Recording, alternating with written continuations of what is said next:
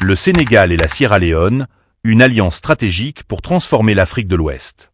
Après la Seconde Guerre mondiale, l'Europe a su renaître de ses cendres grâce à une vision audacieuse, unir le charbon et l'acier pour fonder la Communauté européenne du charbon et de l'acier, CECA.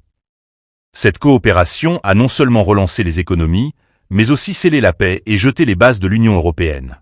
Aujourd'hui, le Sénégal et la Sierra Leone pourraient écrire une histoire similaire, en s'appuyant sur deux ressources clés, le gaz naturel sénégalais et le minerai de fer sierra-léonais.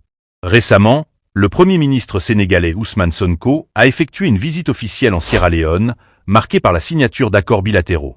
Un moment fort de cette tournée a été sa visite de la mine de fer de Marampa, aux côtés du vice-président sierra-léonais Mohamed Jules Diallo. Située à 150 km au nord de Freetown, cette mine renferme des réserves estimées à 1,7 milliard de tonnes, symbolisant le formidable potentiel minier du pays. Les deux nations ont convenu de créer un pôle régional de transformation des minéraux, associant le gaz sénégalais, les infrastructures portuaires et logistiques du Sénégal, et les ressources minières de la Sierra Leone, dont les besoins énergétiques ne cessent de croître. Cette collaboration vise à construire un développement endogène, souverain, fondé sur les ressources locales et une gestion mutualisée. Une synergie aux multiples retombées. La Sierra Leone s'engage résolument dans une industrialisation génératrice d'emplois et de richesses.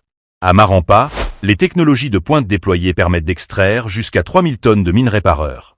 Associé au gaz sénégalais, ce fer de qualité exceptionnelle pourrait donner naissance à un matériau stratégique, l'acier. Avec l'acier, tout devient possible. Infrastructures, ponts, rails, structures portuaires, usines, entrepôts, bâtiments, barres d'armature, poutres, tôles pour toiture, modules préfabriqués pour écoles et hôpitaux. Transport, wagons, locomotives, réseaux ferroviaires étendus. Prenons l'exemple de l'autopont de Saint-Lazare à Dakar. 1600 tonnes de charpente métallique produite localement, plus de 800 tonnes d'acier intégré au béton. Sans cet acier, ces ouvrages n'existeraient tout simplement pas. Et si nous étendions ces réalisations à Mbour, Kaolack, Thiès ou Touba? Imaginez des routes sécurisées, des passerelles pour éviter les accidents, des villes mieux équipées. Vers une industrialisation souveraine. En maîtrisant toute la chaîne de production de l'acier, le Sénégal réduirait ses importations, baisserait les coûts de construction et dynamiserait son secteur du BTP. Mais l'ambition peut aller plus loin.